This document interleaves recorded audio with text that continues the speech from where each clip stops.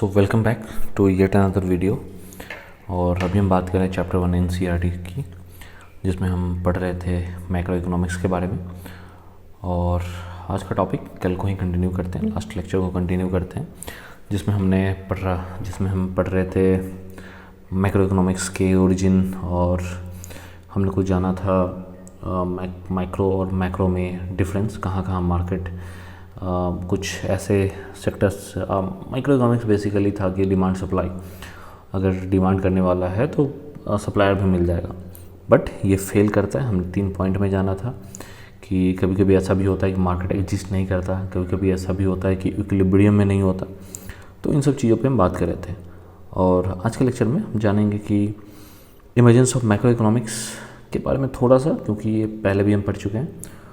और हम जानेंगे फैक्टर ऑफ प्रोडक्शन के बारे में, फैक्टर्स ऑफ प्रोडक्शन, और साथ में हम जानेंगे 2 सेक्टर और 3 सेक्टर इकोनॉमी के बारे में, जो कि काफ़ी इंपॉर्टेंट टॉपिक है। हम रिलेशन समझेंगे कि फिल्म्स में, हाउस होल्ड में, गवर्नमेंट में रिलेशन है क्या। ठीक है, तो यस, मैक्रो इकोनॉमिक्स के फादर हमको पता है कि जॉन मैनर्ड काइंस हैं। इन्होंने ही क्लासिकल थ्योरी के शॉर्टकमिंग्स के बारे में बताया था, और इन्होंने बोला था कि बिना इंटरवेंशन के डिमांड सप्लाई एनफ नहीं है, एक दूसरे को फुलफिल नहीं कर सकता। तो 1936 में इनकी बुक थी, उसके थ्रू इन्होंने ये बात बोली थी। और क्लासिकल इकोनॉमिक्स ना, जो माइक्रो इकोनॉमिक्स था, क्लासिकल इकोनॉमिक्स जिसको हम कहते हैं ट्रेडिशनल इकोनॉमिक्स, वो क्या कहता था? All the labourers who are ready to work will find employment. तो जो भी लेबर रेडी टू वर्क होंगे, अगर उनको काम चाहिए किसी को, तो काम मिल जाएगा। डिमांड सप्लाई की बात है कि डिमांड अगर डिमांड है तो सप्लाई भी हो जाएगा। All the factories will be working at there full capacity. तो अगर डिमांड सप्लाई इक्विलिब्रियम में है, अगर एक दूसरे को कॉपरेट कर रहे हैं, एक दूसरे के साथ हार्मनी में, तो होगा क्या? सारे वर्किंग जो भी फैक्ट्रीज हैं ना, वो सब चलेंगे फुल कैपेसिटी पे। ठीक है, क्योंकि लेबर अगर एक है, इसको वर्क चाहिए, काम मिलेगा फैक्ट्री में। दूसरा लेबर आया, इसको वर्क चाहिए, इसको भी मिलेगा काम। Demand supply, demand supply, demand supply है ना, काम की डिमांड है, ये सप्लाई करने वाला होगा। यही हम सोच रहे थे, यही हमारी थ्योरी थी, जिसको हम कहते हैं क्लासिकल ट्रेडिशन। ये उनके बारे में थोड़ी सी जानकारी है, लास्ट लेक्चर में पीपीटी में दिया हुआ था। तो यही ग्रेट डिप्रेशन 1929 के समय की बात है, जब हमने जाना कि नहीं, सॉलिडारिटी में देखना एनफ नहीं होगा इकोनॉमी को, हमको ना रिलेट करके देखना पड़ेगा एक सेक्टर को दूसरे के साथ। एक सेक्टर में अगर कुछ प्राइस में फेरबदल होता है, अगर इन्फ्लेशन होता है, अगर प्राइस में उतार चढ़ाव होता है, तो दूसरे में भी असर पड़ता है। ये हमको बताया ग्रेट डिप्रेशन। आप प्लीज़ देखिएगा, लास्ट वीडियो में पीपीटी में ये सब डिटेल में समझाया हुआ है। तो लास्ट लेक्चर है, उसमें एक पीपीटी के थ्रू समझाया हुआ है, तो वो देखिए। और असर क्या हुआ था डिप्रेशन का? तो यूएसए में unemployment rate rose from 3% to 25%। ये सब हमने देखा था कि कैसे जब डिप्रेशन आता है, या फिर जो इकोनॉमिक का जो विशियस साइकिल है वो कैसे इफेक्ट करता है दूसरे सेक्टर को। और ये अनएम्प्लॉयमेंट, पॉवर्टी, ये सबका कारण बनता है। ठीक है, और बाय द वे, ये अनएम्प्लॉयमेंट है क्या? अनएम्प्लॉयमेंट रेट, तो अनएम्प्लॉयमेंट रेट को हम डिफाइन करते हैं ना कि number of people who are working and are looking for job. वो सारे पीपल जिनको जॉब चाहिए, जो जॉब के लिए जॉब ढूंढ रहे हैं, और divided by number of employed person plus number of unemployed person. Basically कहने का मतलब कि टोटल नंबर ऑफ पीपल जो भी हैं इकोनॉमी में, जो काम करने लायक हैं, वो और न्यूमरेटर में क्या हमने डाला है कि जो भी काम करने के लिए काम ढूंढ रहे हैं, वो बाय टोटल पॉपुलेशन। ठीक है, जो भी खोज रहे हैं काम, उसको डिवाइड करना है। अगर टोटल पॉपुलेशन, तो हमारा निकलता है अनएम्प्लॉयमेंट रेट। तो बेसिकली कहने का मतलब है कि 3% से 25% रोज़ हुआ, मतलब 100 में पहले 3 आदमी अनएम्प्लॉयड थे, अभी 100 में कितने हो रहे हैं? 25। ये हुआ कब? ग्रेट डिप्रेशन के टाइम पे। ठीक है, अब लोग समझ नहीं पा रहे थे कि क्यों ऐसा क्यों हो रहा है, क्योंकि 25 अगर अनएम्प्लॉयड है, ऐसा तो नहीं है ना कि सभी फैक्ट्रीज में ही अनएम्प्लॉयड है ना। सारे के सारे जो वर्कर हैं, 25 वर्कर है, वो केवल फैक्ट्री में ही काम करें। ये तो दूसरे सेक्टर वाले भी होंगे, ट्रांसपोर्टेशन वाले भी होंगे, ये सर्विस वाले भी होंगे, कुछ ना कुछ कहीं ना कहीं डॉक्टर, इंजीनियर, ये सब पे असर पड़ेगा ना इसका। तो ये बात थी, तो ये हमने जाना था। तो काइंस ने फिर बोला कि हमको ना एक एक सेक्टर को देखना पड़ेगा रिलेट करके, कि जैसे हमने लास्ट लेक्चर में पढ़ा था कि पेट्रोल के प्राइसेस बढ़ते हैं तो वीट प्रोडक्शन पे असर पड़ता है, किसान को कैसे असर पड़ता है, ये हमने लास्ट में देखा है। ओके, अब आते हैं context of the present book of micro economics. तो इसमें ना हमको पढ़ना है कैपिटलिस्ट इकोनॉमी के बारे में, कैपिटलिस्ट कंट्री के बारे में। बेसिकली सोसाइटी दो तरह के हमारे पास में, एक है कैपिटलिस्ट और दूसरा सोशलिस्ट। तो कैपिटलिस्ट का क्या है, कैपिटलिस्ट में आते हैं प्राइवेट ओनरशिप, इसके पास में ना ढेर सारे कंपनीज होंगे, ऐसा जो इकोनॉमी होगा कैपिटलिस्ट इकोनॉमी, यहाँ पे प्राइवेट ओनरशिप को बढ़ावा दिया जाता है। सोशलिस्ट में क्या है, ठीक इसके अपोजिट, कि जो भी मीन्स ऑफ प्रोडक्शन है वो किसके पास है, सोसाइटी के पास है, वो लोगों के पास है। ठीक है, तो यहाँ पे डेफिनेशन है छोटा सा, an economic system in which capital and means of production, ये वेरी इंपॉर्टेंट टर्म है, मीन्स ऑफ प्रोडक्शन जो बार बार आएगा अभी, आर ओन प्राइवेटली। तो जो भी कैपिटल्स हैं, जो भी कंपनीज हैं, फैक्ट्रीज हैं, जो भी पब्लिक गुड्स हैं, वो सारे के सारे किसके पास हैं, ओन प्राइवेटली है। और मीन्स ऑफ प्रोडक्शन तो अभी हम पढ़ेंगे फैक्टर ऑफ प्रोडक्शन, थोड़ा समझेंगे डिटेल में कि है क्या। ओके, तो कैपिटलिस्ट इकोनॉमी करता क्या है, features private ownership of business, free market competition and minimal government intervention. तो मिनिमल गवर्नमेंट इंटरवेंशन है, गवर्नमेंट का इंटरवेंशन कम से कम में, प्राइवेट ओनरशिप को बढ़ावा मिलता है। ठीक है, ओके। अब यहाँ से ना इस पूरे में, इतने में, ये जो पूरा पैराग्राफ है इसमें एक्सप्लेनेशन है फैक्टर ऑफ प्रोडक्शन का, कि ज़रूरत क्या क्या चीज़ें। अब कैपिटलिस्ट इकोनॉमी है, कैपिटलिस्ट कंट्री है, तो वहाँ पे होगा क्या, वहाँ पे होगा एंटरप्रेन्योर। और ये एंटरप्रेन्योर है क्या, वो पर्सन जो बिजनेस में रिस्क लेता है। हम यहाँ पे पढ़ रहे हैं फैक्टर्स ऑफ प्रोडक्शन। ये है क्या, फैक्टर्स ऑफ प्रोडक्शन, वो चीज़ें जो हमको चाहिए, जो इनपुट्स हैं किसी भी चीज़ को प्रोड्यूस करने के लिए, किसी कंपनी या किसी फैक्ट्री को जो भी चाहिए इनपुट्स किसी चीज़ को प्रोड्यूस करने के लिए, उसी को हम कहेंगे फैक्टर ऑफ प्रोडक्शन। ठीक है, फैक्टर है ना प्रोड्यूस करने के लिए, ऐसा तो नहीं कि हम खोलेंगे, कंपनी खोल लें और कुछ भी बनाना, फिल्म खोल लें और कुछ भी बनाना शुरू करें, कुछ हमको इनपुट चाहिए होगा। और वो क्या क्या इनपुट चाहिए होगा, देखते हैं। Essential input available to supply goods and services in economy, इसी को कहते हैं फैक्टर ऑफ प्रोडक्शन। और यह है क्या क्या, लैंड फर्स्ट है, सबसे इम्पॉर्टेंट लैंड होगा ना, और लैंड अगर होगा तभी तो वहाँ पे हम कंपनी खड़ी कर पाएंगे, कोई फिल्म खड़ी कर पाएंगे। दूसरा हमको चाहिए लेबर, बिना लेबर के, बिना ह्यूमन पावर के हम कुछ भी प्रोड्यूस कर पाएंगे क्या, नहीं। तीसरा चाहिए हमको कैपिटल, कैपिटल मशीनरी, मान के चलिए अब मशीनरी, मशीन चाहिए होंगे ना हमको प्रोड्यूस करने के लिए, बिना मशीन्स के तो कुछ भी प्रोडक्शन पॉसिबल ही नहीं है। और ये एंटरप्रेन्योरशिप, वो पर्सन जो रिस्क लेने को तैयार है बिजनेस के लिए।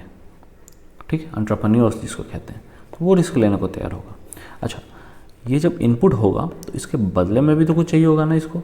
मान लीजिए लैंड आपने किसी से लिया है, एक फिल्म खड़ी करनी है, आपको कुछ प्रोड्यूस करना है, तो लैंड आपने किसी से लिया लीज पे, किसी से लिया आपने रेंट पे, तो उसको वापस क्या करते हैं बदले में, रेंट। तो ये लैंड क्या देता है हमको वापस, रेंट।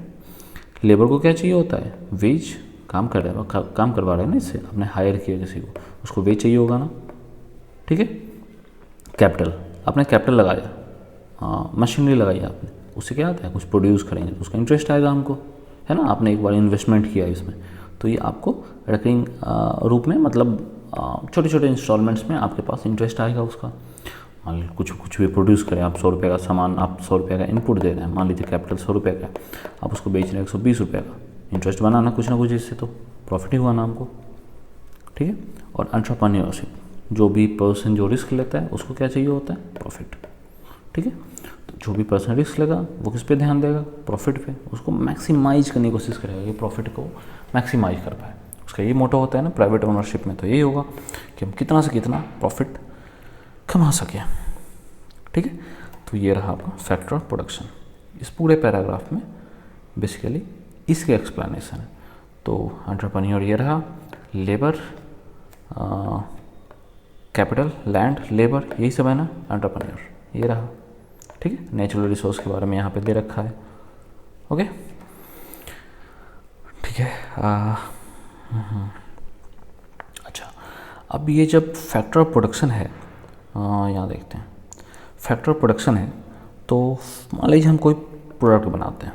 ठीक है, हम कोई प्रोडक्ट बनाते हैं, हमने क्या क्या लिया है इनपुट में, कैपिटल लिया है, नेचुरल रिसोर्स लिया जिसमें लैंड था हमारा, लेबर लिया, और एंटरप्रेन्योरशिप जो भी है, आप फैक्टर ऑफ प्रोडक्शन आप समझ सकते हैं कि वो लिया, हमने कुछ मैन्युफैक्चर किया, क्या बनाया, हमने कोई प्रोडक्ट बनाया, ठीक है, हमने कोई प्रोडक्ट बनाया, प्रोडक्ट से हमको क्या आएगा, इसको बेच के हमको आएगा रेवेन्यू, ठीक है। ये प्रोडक्ट बना है, इसमें कुछ इनपुट लगा है, इनपुट लगा के हमने ये बनाया, हमने इसको बेचा, बेचने से हमको क्या मिला है, रेवेन्यू मिला है। अब रेवेन्यू में से जब हम वेज को माइनस करते हैं ना, वेज हमको देना पड़ेगा ना फिर से लेबर को, ठीक है, वेज को देना पड़ेगा ना, वेज हमने हायर किया लेबर, तो उसको वेज तो वापस करते हैं, तो वेज को जब हम वापस करते हैं तो फिर जो बचता है वो आया प्रॉफिट, जो किसका बनता है, एंटरप्रेन्योर का, ठीक है। प्रोडक्ट में से प्रोडक्ट को बेच के सेल करने पे आफ्टर सेलिंग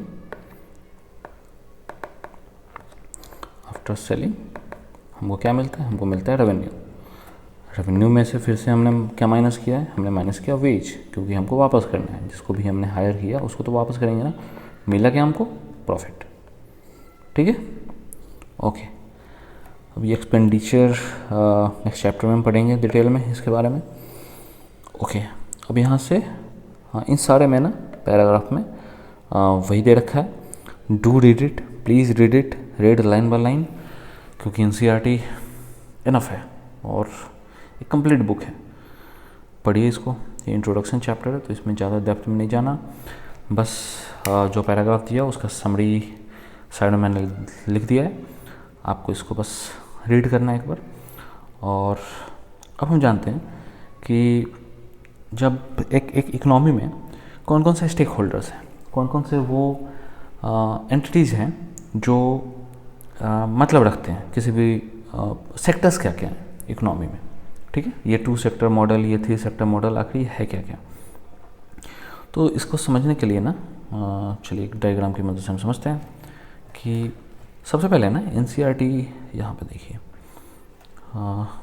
ठीक है, production unit will be called film in this book. तो जहाँ भी प्रोड्यूस हो रहा है, कुछ भी प्रोड्यूस होता है तो उसको हम क्या कहते हैं, हम प्रोडक्शन यूनिट कहेंगे, और उसी को हम कहते हैं फिल्म, कि जहाँ भी कुछ प्रोडक्शन का काम हो रहा है, ठीक है। इसके अलावे एक स्टेट है।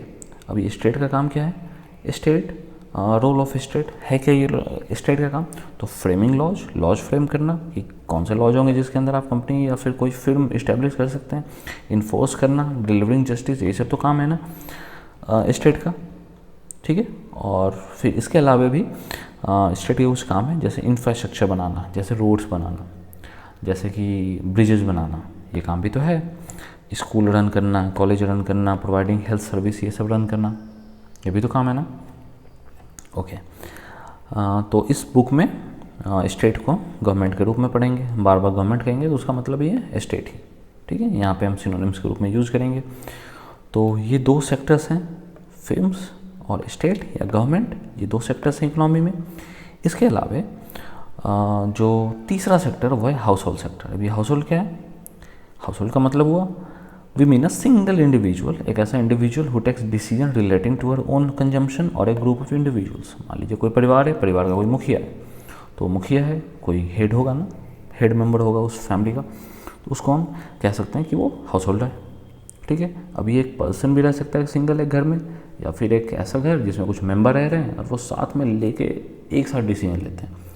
मान लीजिए कोई घर के लिए कोई प्रोडक्ट खरीदना है तो सबका डिसीजन होता है ना, कुछ इन्वेस्ट करना है कहीं पे तो सबका डिसीजन होता है। For home decisions relating to consumption are jointly determined, ठीक है। तो एक फैमिली जो साथ मिलकर कोई डिसीजन लेती है, ठीक है। तो इसको समझते हैं हम थोड़ा सा डिटेल में, ओके। तो सबसे पहले ना हमारे पास में है फिल्म, ठीक है, फिल्म है। फिल्म रिलेटेड कैसे गवर्नमेंट सेक्टर से, एफ लिख देते हैं, ठीक है, यहाँ पे एफ लिखते हैं, यहाँ पे एफ हो गया, यहाँ पे जी हो गया, गवर्नमेंट। फिल्म ये एक दूसरे रिलेटेड कैसे, तो गवर्नमेंट क्या करती है ना, इसको बोलती है कि तू प्रोड्यूस कर, कुछ भी प्रोड्यूस कर, ठीक है, कंपनी लगा प्रोड्यूस कर, प्रोड्यूस करने से क्या होगा फ़ायदा, तो जहाँ की गवर्नमेंट है वहाँ के लोगों को एम्प्लॉयमेंट मिलेगा, है ना, यही तो काम है इसका कि इन्वेस्टमेंट करने में, करवाने में मदद करना, बुलाना बाहर की कंपनीज को, फिल्म्स को, लोगों को प्रोत्साहित करना कि आप कंपनी लगाओ, फैक्ट्रीज लगाओ, आप एम्प्लॉयमेंट जनरेट करो, हम इसमें सहयोग देंगे। सहयोग क्या देंगे? तो हम ना सब्सिडीज़ देंगे, सब्सिडीज़ देंगे, ठीक है। प्लस हम आपसे परचेज भी करेंगे, आपका सामान अगर अच्छा होगा, हमारे स्टैंडर्ड पे सही उतरेगा तो हम परचेज भी करेंगे। तो हम लिख सकते हैं गवर्नमेंट परचेज, ठीक है। वापस ये क्या लेगा?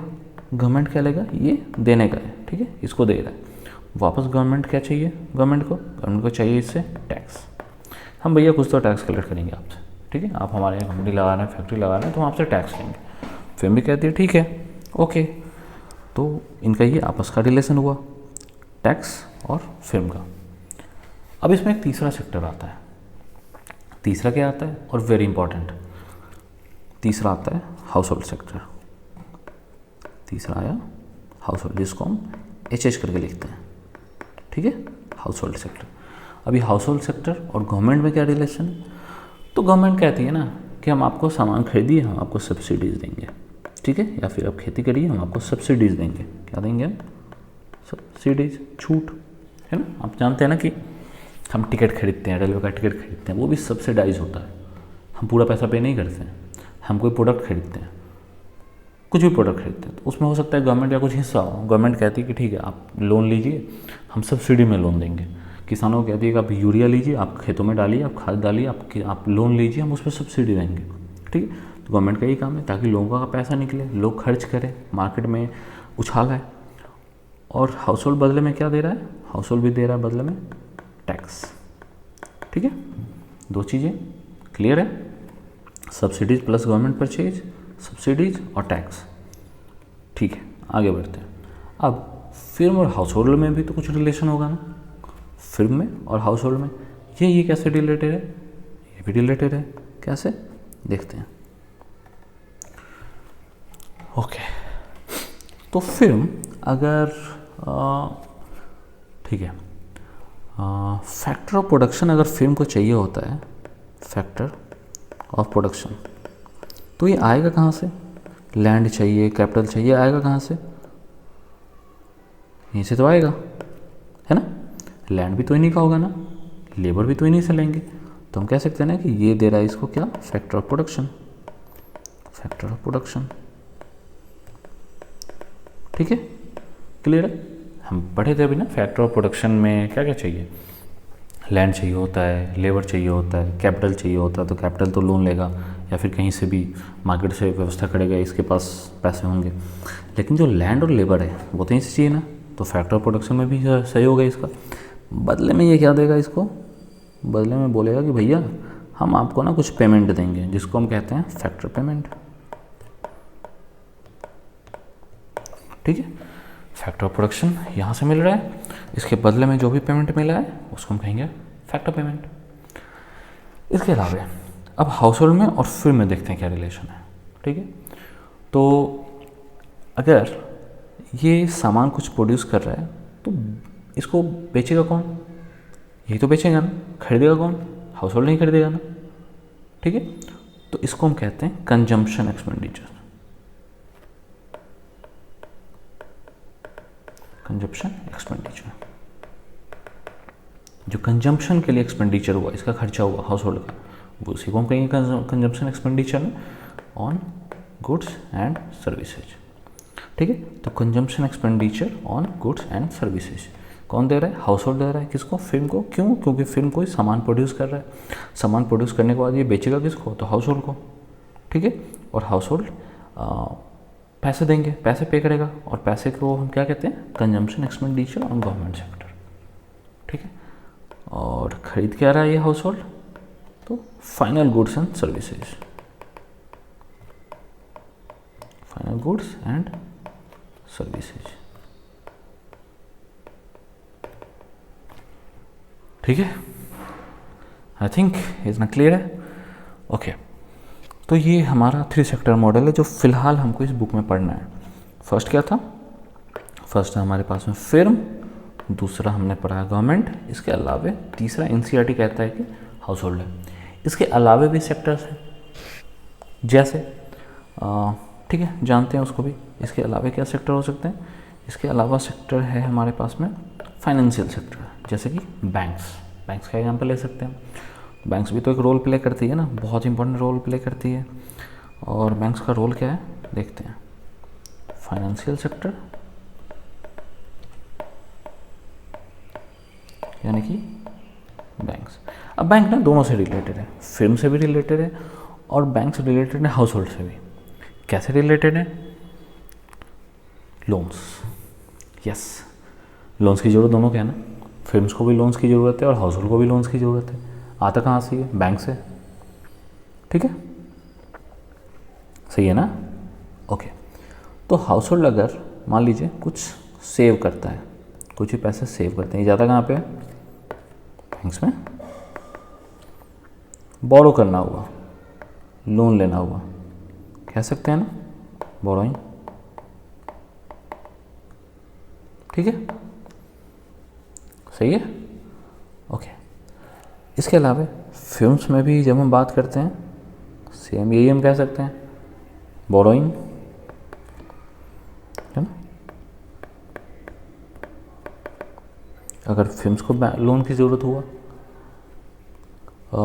बैंक से ही लगाइए, या फिर और इन्वेस्टमेंट, बैंक भी इन्वेस्ट कर सकती है, इनके पास पैसे होंगे तो इन्वेस्ट कर सकती है इसमें, फिल्म्स में। ठीक है, और कॉर्पोरेट इसके बदले में क्या देगा? कॉर्पोरेट के पास जो सेविंग होगा वो यहाँ जाएगा, कॉर्पोरेट सेविंग। मतलब कि कॉर्पोरेट का जो सेविंग हुआ वो भी कहाँ डालेंगे? ये बैंक्स में डालेंगे ना। ठीक है, तो ये फाइनली रहा हमारा सेक्टर्स ऑफ इकोनॉमी, जिसमें कि हम फोर्थ सेक्टर भी समझे, बैंक से। शुरुआत हमने किया फिल्म से, गवर्नमेंट को रिलेट किया फिल्म से, गवर्नमेंट और फिल्म कैसे रिलेटेड है। फिर हमने हाउस होल्ड सेक्टर को डाला, हाउस होल्ड सेक्टर गवर्नमेंट में रिलेशन जाना, हमने ये जाना कि फिल्म और गवर्नमेंट कैसे रिलेटेड है। फिर हमने एक नया सेक्टर ऐड किया। ओके, सेक्टर ऐड करने से पहले हम फैक्टर ऑफ प्रोडक्शन भी देख लेते हैं। Factor of production house hold supply करता है किसको? फिल्म को। फैक्टर ऑफ प्रोडक्शन है क्या क्या? तो लैंड और लेबर, ये तो सप्लाई हाउस होल्ड नहीं करेगा ना, लोग ही तो हैं जो सामान खरीदेंगे। ये सामान खरीदने वाले कौन है? ये सामान खरीदने वाले, ओके, सामान खरीदने वाले जो फाइनल गुड्स हैं वो कौन है? फाइनल गुड्स खरीदने वाले भी तो ये लोग ही हैं ना, ये हाउस होल्ड ही है ना। फाइनल गुड्स एंड सर्विसेज, देखना इधर जा रहा है ये एरो। ठीक है, इसका मतलब है कि यही लोग सामान खरीद रहे हैं। और सामान factor of production consumption expenditure, इसके बदले में एक्सपेंडिचर, इसके बदले में ये सप्लाई करना एक्सपेंडिचर, तो सामान खरीदने उसके बदले में पैसे, सामान खरीदने उसके बदले में पैसे। फैक्टर ऑफ प्रोडक्शन में फैक्टर ऑफ पेमेंट, ये हाउस होल्ड को दे रहा है, फैक्टर ऑफ प्रोडक्शन को दे रहा है, फैक्टर ऑफ प्रोडक्शन इसको दे रहा है, फैक्टर ऑफ प्रोडक्शन इसको दे रहा है। ठीक है, फैक्टर ऑफ पेमेंट, ये पेमेंट, ये ह्यूमन, ठीक है। ठीक है, फैक्टर ऑफ पेमेंट इसको देगा, पेमेंट हाउस होल्ड इसको देगा, ये हाउस होल्ड। लास्ट में फाइनेंशियल सेक्टर, लास्ट में फाइनेंशियल सेक्टर है, बैंक का काम क्या है? कॉर्पोरेट सेविंग, जो भी कॉर्पोरेट का सेविंग हो, जो भी कॉर्पोरेट का सेविंग हो, बोरोइंग, अगर लोन चाहिए होगा बोरोइंग लेगा, अगर लोन चाहिए होगा हाउस होल्ड में भी, अगर हाउस होल्ड में भी अगर तो बैंक का काम, पास जो सेविंग होगा वो बैंक में जाएगा, सेविंग होगा वो बैंक में जाएगा। सिमिलरली सेविंग है, सिमिलरली बोरोइंग, अगर इसको लोन चाहिए होगा बोरोइंग, अगर इसको लोन चाहिए होगा तो वो भी। ठीक है, सो यहीं पे ये चैप्टर एंड होता है। ओके, सो लास्टली लास्ट सेक्टर जो हमको पढ़ना है वह है हमारा एक्सटर्नल सेक्टर, और ये EXTR एक्सटर्नल सेक्टर। ठीक है, और एक्सटर्नल सेक्टर क्या है? तो ये फिल्म है ना, ये फिल्म ये कुछ प्रोडक्ट बनाता है। अब ये प्रोडक्ट केवल डोमेस्टिकली ही बेचेगा या इसको एक्सपोर्ट इम्पोर्ट भी करेगा? चांसेस तो यही है ना कि अगर कंपनी बड़े स्तर पे बड़े लेवल पे फैलती है, अगर अपना विस्तार करती है, तो जाहिर सी बात है वो प्रोडक्ट को बाहर भी बेचेगी, है ना। इंडिया से अगर मान लो अपने कंट्री की बात करते हैं तो इंडिया से बाहर भी भेजेगा। ठीक है, तो बाहर भेजने और बाहर भेजेगा और कुछ मंगवाने का भी काम है इसका। ठीक है, कुछ तो एक्सपोर्ट इम्पोर्ट होगा ना इसका काम। हो सकता है कि इम्पोर्ट भी करे कुछ रॉ मटेरियल, कुछ ऐसा प्रोडक्ट हो जो इसकी ज़रूरत हो, इसको ज़रूरत हो और वो यहाँ पे नहीं मिलता है तो उसको इम्पोर्ट कर सकता है, और साथ में जो ये फाइनल प्रोडक्ट बनाता है उसको एक्सपोर्ट कर सकता है। ठीक है, तो यहाँ पे फिर से दो चैनल बनता है। ये क्या है? इनकम फ्रॉम एक्सपोर्ट, एक्सपोर्ट करने से भी तो इनकम आएगा ना, और ये क्या आएगा, पेमेंट फॉर इंपोर्ट। ठीक है, तो एक्सटर्नल सेक्टर का काम ये है ना कि कंट्री अगर, जैसे एनसीईआरटी भी देखिए क्या कहते हैं, एनसीईआरटी कहता है कि so far we have discussed the major player in the domestic economy, लेकिन हमारे पास एक अगला है, वो है external sector, fourth important sector in our study. ये क्या करता है, the domestic country may sell good to the rest of the world, तो डोमेस्टिक कंट्री है या फिर में वो अपना प्रोडक्ट बाहर भी सेल कर सकता है, दीज आर कॉल्ड एक्सपोर्ट, इसी को हम एक्सपोर्ट कहते हैं। The economy may also by good from the rest of the world, तो हमारी जो इकोनॉमी है वो बाहर से भी इंपोर्ट करा सकती है ना गुड्स को, जिसको हम कहते हैं इंपोर्ट। ठीक है, capital from foreign countries may flow into the domestic country, और the domestic country may be exporting capital to foreign country. यही दोनों बातें जो यहाँ पे, वही बात यहाँ पे रिपीट है कि एक कंट्री में इंपोर्ट एक्सपोर्ट दोनों होना ही होना है। ठीक है, इसी को हम कहते हैं एक्सटर्नल सेक्टर। तो I think the concept should be clear, the concept is clear. और अगर आपको पसंद आया वीडियो तो लाइक करें, सब्सक्राइब करें, एंड ओके, सी यू।